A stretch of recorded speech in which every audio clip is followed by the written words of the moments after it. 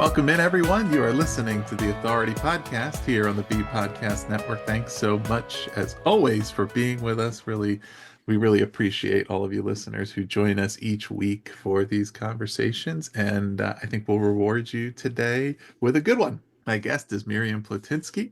Miriam is a national board certified teacher with additional certification in administration and supervision. She is currently an instructional specialist with Montgomery County Public Schools in Maryland.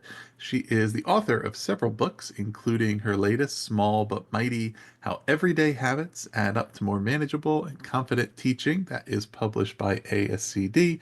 Miriam, welcome to the show. Hi, thanks for having me. Yeah, it's great to have you here. And let's start with the why behind this book. What kind of inspired you to write this book in particular?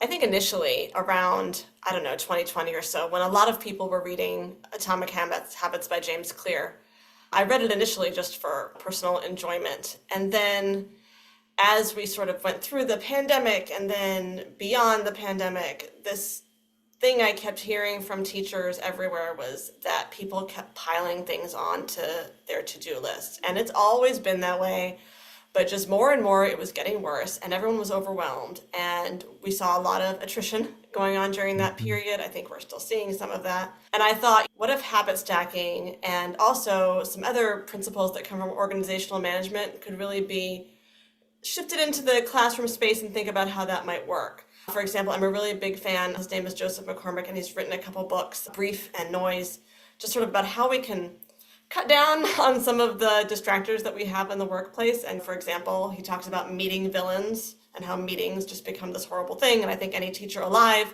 can identify with that feeling of meetings being pointless or purposeless or not the best use of time.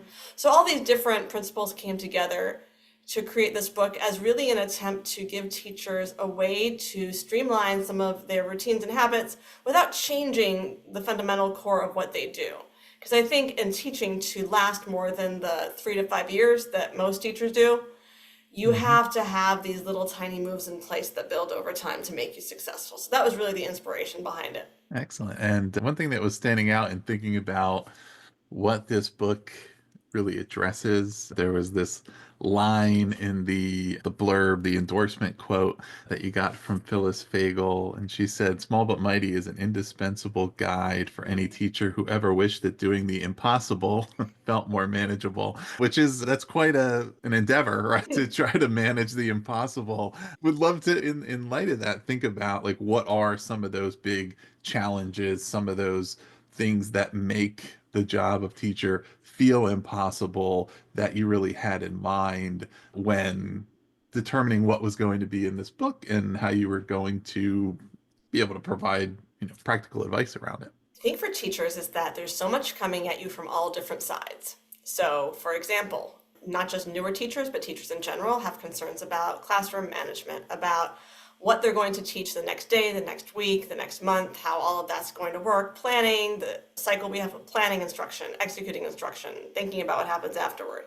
We have the demands on our time that occur outside the classroom, whether it's required meetings or committees or the other pieces we do, like sponsoring student clubs or organizations, meeting with parents, meeting with leaders. I mean, it goes on and on and on. So in my brain, I tried to really sort these into the areas that I thought represented the most need. So the book is organized into before instruction, which is really that planning piece, during instruction, which is those minutes, what we call bell to bell in the classroom, and then after instruction. And then there's also a special section on well-being and belonging for both teachers and students and habits around that.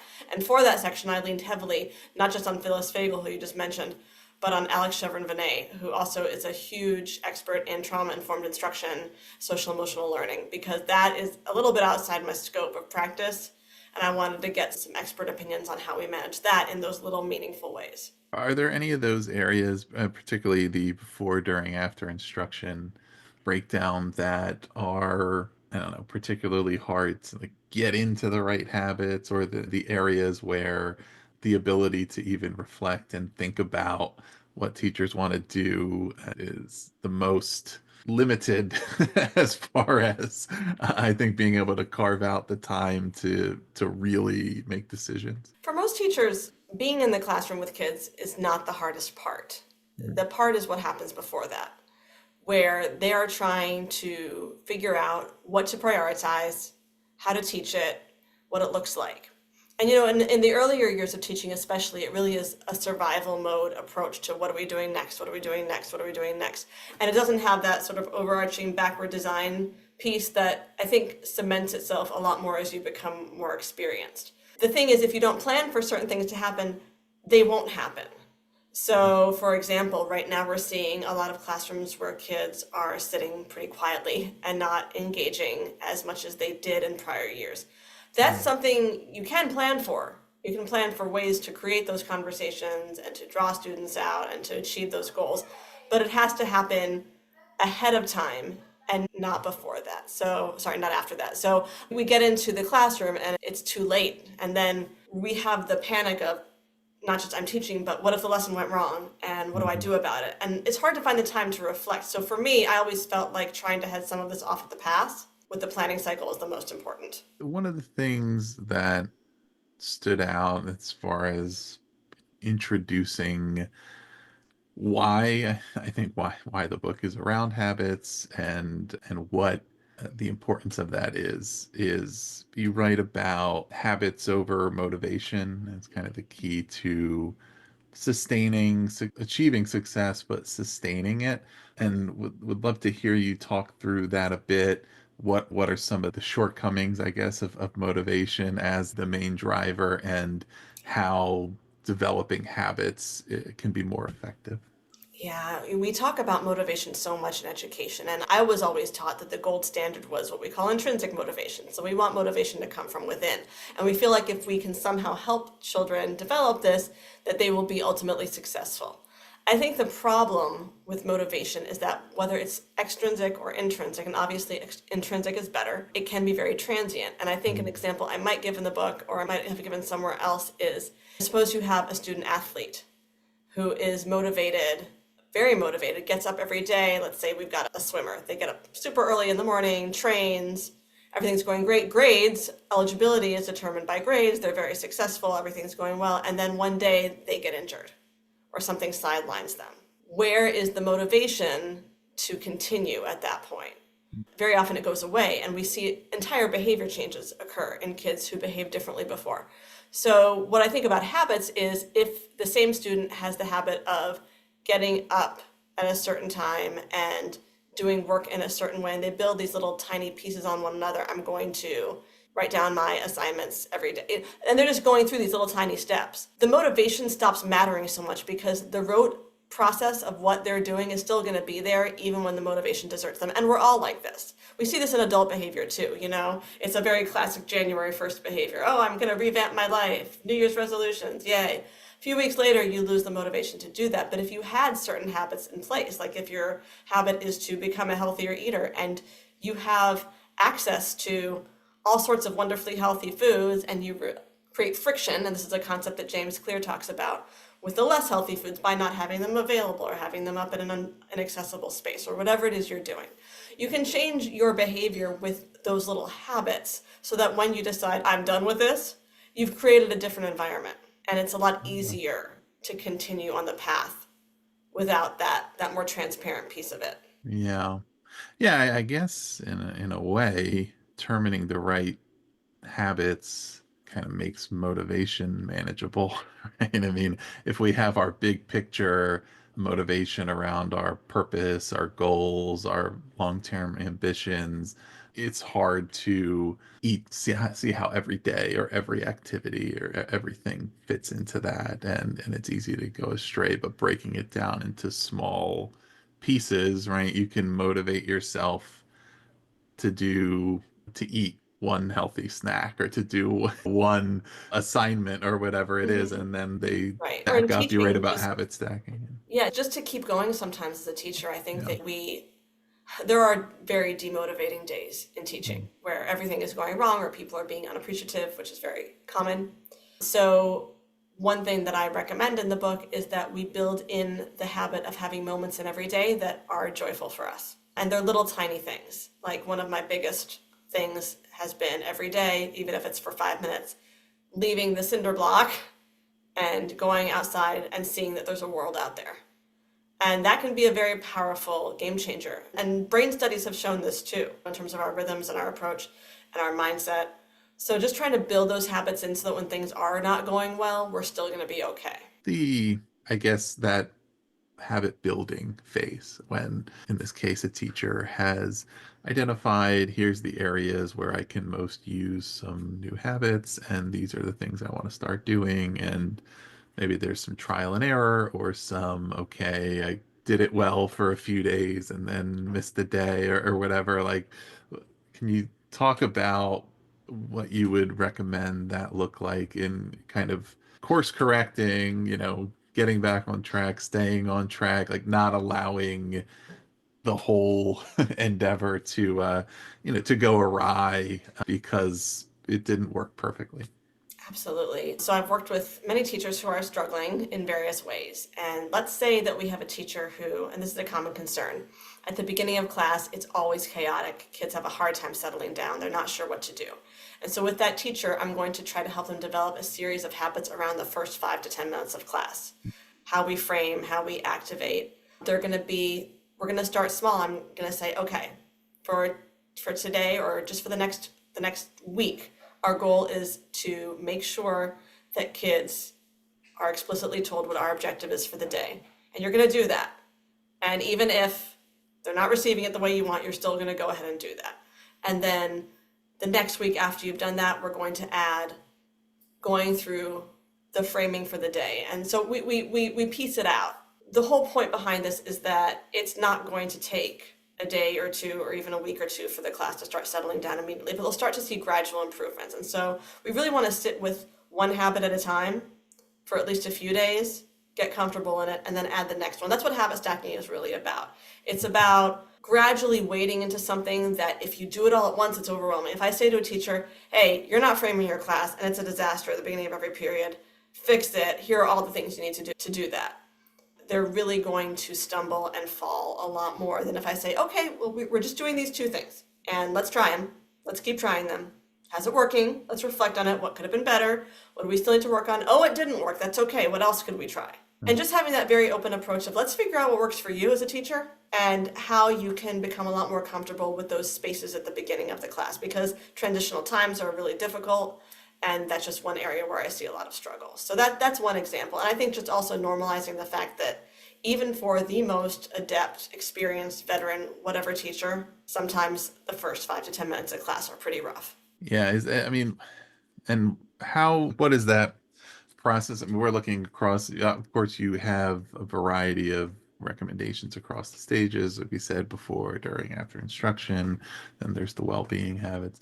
As far as where an individual would determine where to start, or what's the biggest pain point for them, where are they having the biggest issues, where are the bad habits that they need to break, right? Like, would you recommend going through this sequentially kind of, or just sort of being attuned to here's what I have had less intention around, or here's where I seem to be having the most struggle? Yeah, it's interesting because it could be either or. What I typically try to do with my books, the way that I write them, is I try to make it so that you could literally flip around, find something that looks nice and that fits you, and try it out and see what happens. So for me, I really want people to find spaces where there's energy and think, oh, I could do this because this sounds like me, or oh, this is something I really could use some practice on. Because for example, and I'm just cheating here by looking at my table of contents for a minute, but during instruction, I've got 3 buckets that I divided into: management, engagement, and assessment. Yeah. And I might, as a teacher, want to work on all 3 of those, but I'm probably going to feel like I need to work on one of them the most. Like maybe engagement is something I want to work on. You could also go through it sequentially, and the only reason I would ever recommend that is that, especially in the earlier years, a lot of your intuition about what you're doing right or doing wrong, or that what you could improve, might be a little off and not necessarily supported by data other than your own anecdotal awareness. Right. So sometimes it helps to just be open to ideas that might not seem like you need them, and then you're surprised. Yeah, I mean, I would observe that something that's not, it's not exclusive to teaching, but it is part of teaching, and in particular with the objective of finding what works, continuing to do better, right? determining which things are having a positive impact on students, that the smaller components that different actions can be broken down into, the easier it is to identify cause and effect, right? And say, on the whole, it's, if you're just thinking about your entire teaching practice, right? Within that, it's hard to wrap your head around what are the things that are having the most impact. What are the things that are definitely contributing to success? What are the things that might be having the opposite effect? What are the things that, have relatively limited effect? But when I can think about each of the actions, activities, the different habits, and be able to look at them directly, I can see, oh, when I do this and the better I am at this, there's clear results from it. This other thing, I'm not quite sure. Or this other thing, this seems to actually be having the opposite of the intended effect, whatever that may be. But seems like could be helpful in that way, to the point of one of the challenges, I suppose, to committing to new practices, new habits, new things, is uncertainty or skepticism that they'll work, that they'll do anything. And what if I put all this effort into learning this new thing, learning this new instructional technology tool and how to use it, learning this, whatever, right? And am I even going to know if it was worth doing? How am I going to know if it? And so, yeah, I guess just to the point of what is helping to sustain, to say I'm going to commit to this, I'm going to try it, and I'm going to know at a certain point if it's working. If it is, I'm motivated to stick with it, right? If it's not, I can adjust or abandon or try something new, but I'm not afraid to commit to it as a start, because I will have some clarity on whether or not that was the right thing, I guess. I don't know if there's a Yeah. question in there, Well, but yeah. I mean, and there's a few different pieces of that, right? First of all, I'm a big believer in consistency. I think I learned this lesson, and first of all, I want to give I want to be clear that I don't think that teaching and parenting are really alike. However, when I was a new parent, and this was many, many years ago, I was trying to teach my firstborn to sleep. And what I learned was that it was awful, first of all, and I felt like I was failing constantly. But if you just stuck with the thing that you were doing long enough, it eventually did work. So there's something to that, to sticking with things through that uncomfortable phase to kind of come through to the other side. So being consistent with any change you're trying to implement is really important. I think it's a human tendency to give up too quickly, to decide that it's not working because we're uncomfortable and because we don't like what we're seeing. So that's the first thing. And I think the second thing is that with trying new things with students, we often miss the very obvious thing that we're supposed to do, which is to ask them if it's working. I very strongly remember I was sitting with a team of teachers and they were talking about a book and the kids were reading the book. And it was like the first time that kids were reading the book and they were so astonished and happy, but astonished because that wasn't the usual thing. And I remember asking them, well, did you ask the kids why they're reading it? And it just hadn't occurred to them to do that. I think when we're trying something and we're not sure if it's working, we have to ask students, say, hey, I'm doing this. We are doing this together. And I don't know if you've noticed, but I've been trying this thing. Is it helping you? If it is, tell me why. If it's not, tell me why not. And then we'll have a little bit more information other than just our feeling, our gut feeling, which, as I mentioned, really betrays us a lot. Very often what kids tell us, either positively or negatively, will surprise us. So I Yeah. believe in testing the temperature with them. I think there's a good point in there that this isn't over, certainly an of it, but there's truth within it, to say, like, it's the consistency of the habits that has more power than the specifics of them, right? Yeah, that because none of that these there's a little lot of habits. different ways to do things, that there's a lot of ways to achieve success if you are consistent with it and stick with it. Because it's not glamorous. I mean, I, for example, like many people, get hangry. So if I am not very well prepared for a day, and I have a job where I travel from school to school. Mm. So I have the habit of packing everything the night before and making sure I'm all set to go. And that has nothing to do with my actual job. However, if I don't do that, I can't do my job because my brain's not in the place it's supposed to be in, and I'll get distracted by feelings that have nothing to do with my daily function. That's a tiny habit. It makes a huge difference. Yeah. How about the well-being habits area, and habits for teachers, habits for students, and what that's about, why that is an important part of this book. Kids, on the side of where we're talking about with kids right now, they're having anxiety at pretty record levels right now. In fact, there's a book that's pretty hot right now called The Anxious Generation, all about what kids are going through.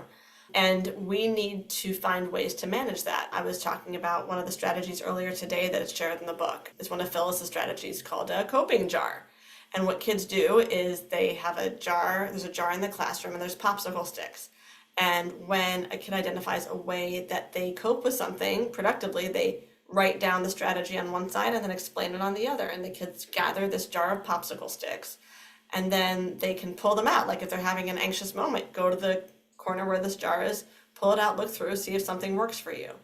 So just really recognizing, first of all, the emotional side of sometimes kids aren't ready for learning, and we can do things to help them with that.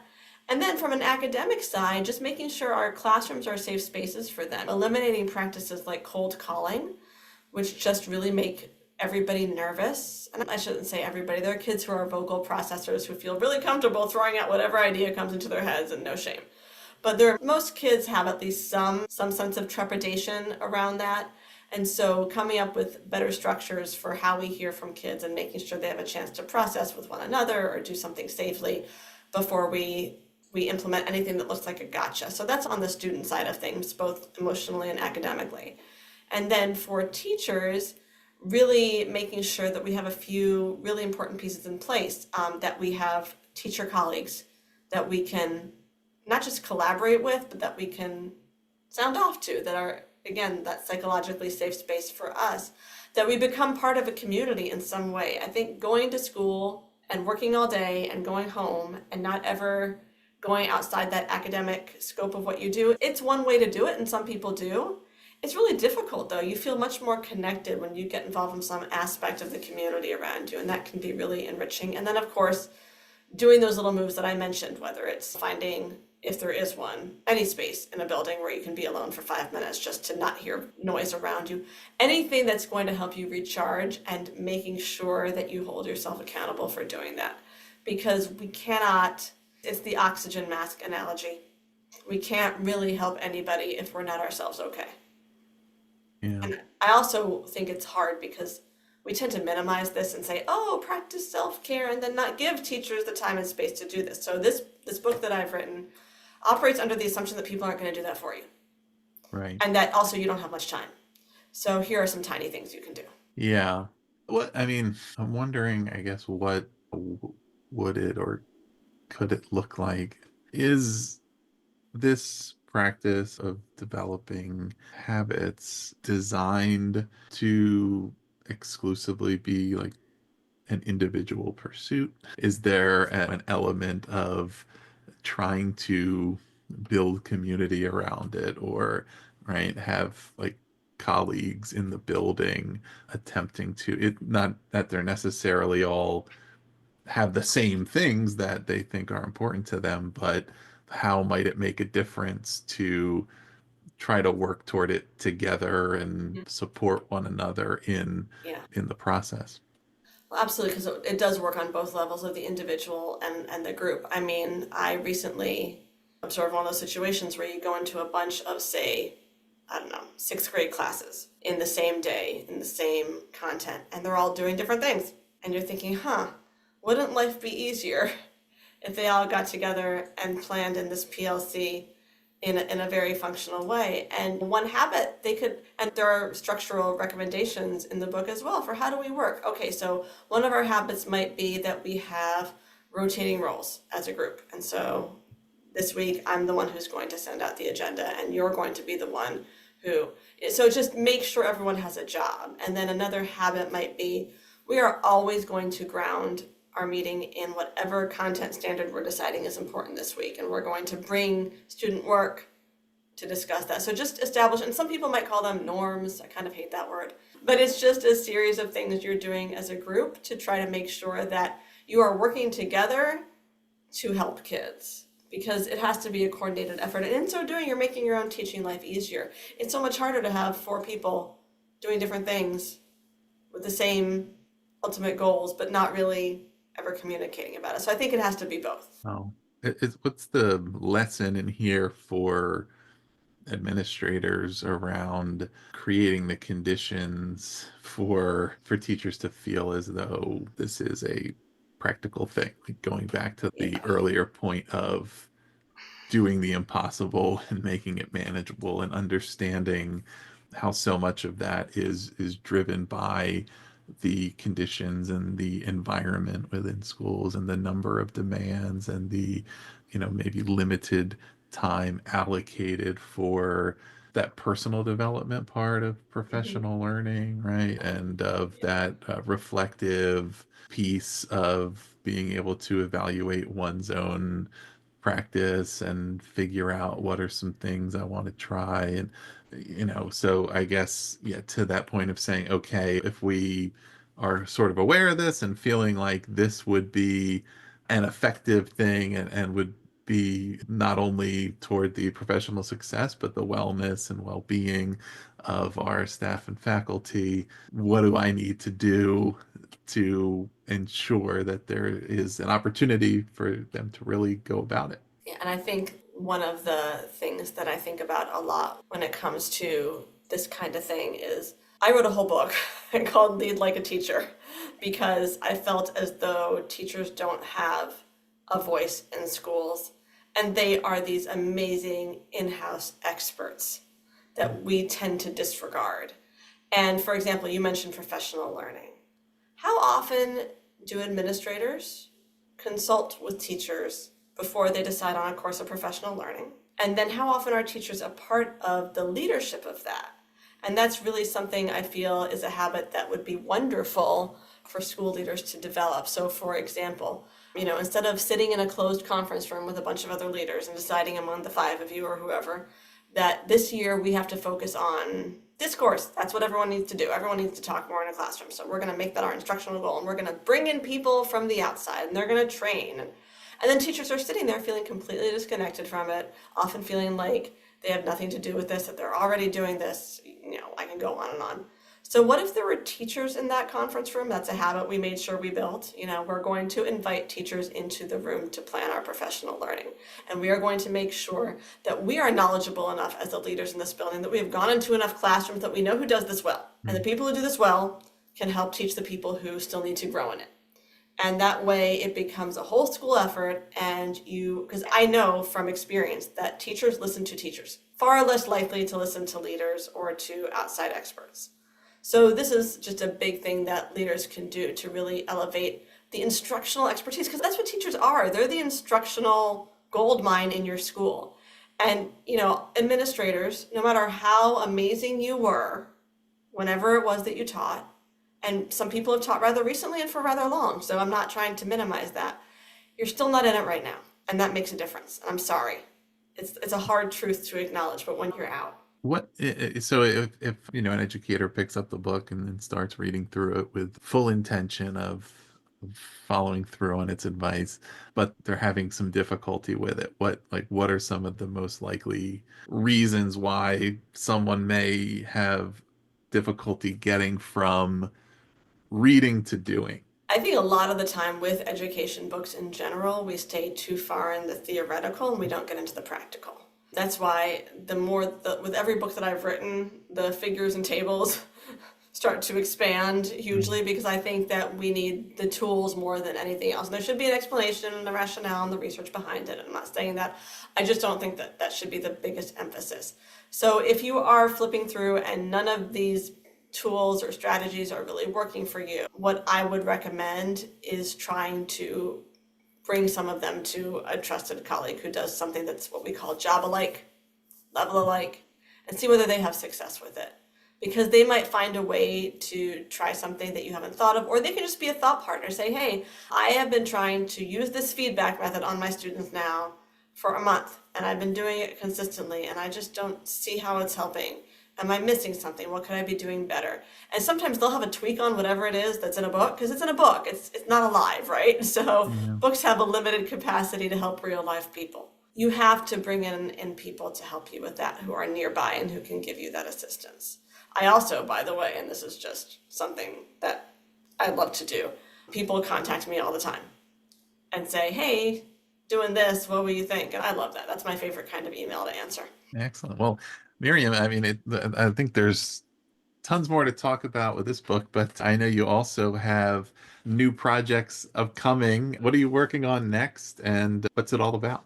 So I have with Solution Tree just signed two different book contracts. So I'm actively writing, very actively. One of them is for, and I have to look at this because I never remember my working titles, but I believe the working title is Not Just Talk, Strategies to Increase Student Participation Across the Language Domains. And so I'm writing about how to help kids participate, not just in talking, because I think that's just one way they can do it. So really to increase their expressive and receptive language, to really benefit active learning. And I just wrote the chapter on listening, and that was interesting for me because I was thinking, how can we isolate listening as a skill in a classroom where someone's doing nothing but listening? So it's been fun for me. And then the second book is actually, this is really exciting, it's going to be a second edition of my first book, which was called Teach More, Hover Less. And it's going to have a lot more in it because I'm updating it from 2022, which doesn't seem like that long ago, but in Right. education, it is forever. And that was a book on student-centered learning and how you move through 4 stages to get a more student-centered learning classroom. Excellent. Well, when the next one comes out, you'll have to come back to talk about it. Listeners, you can learn more at Miriam's website, miriamplotinsky.com, and we'll link to that below. And also, you can get this book, Small But Mighty, from ASCD. We'll put the link there too. Anything in particular? I know you mentioned people can reach out if they have questions about the book, but anything they should check out there on your website, or yeah, anything else you want to plug? Ever really plug anything except that I have this endless desire to make sure that whatever I put in teachers' hands, they can walk into a classroom the next day and use. I really like to hear when things are working and when things aren't, because that helps me refine and make everything I do as useful as possible for people. So I really encourage everyone to use that contact form on the website and to get in touch with any questions or wonderings. Also, this is a plug. I actually am interviewing teachers from all over the country right now for my participation book to get their best strategies. So if anyone's interested, they can also contact me on the form and I will send them the information to participate and perhaps get their thoughts published. Excellent. Well, check that out, everyone. And we'll put the links below. And if you head over to the book page at ASCD, you can read the first couple chapters right on the website there, get a really good sense of what the book's all about. And of course, you've heard a lot more here today. So you can check that out, check out Miriam's website, and stay tuned in the future if we have another episode about some of these upcoming books. Please do subscribe to The Authority if you're not already. We will continue to have new episodes every week, all kinds of conversations about leading, teaching, learning, and all the things that matter to you. Miriam, thanks so much for being here. Thanks for having me.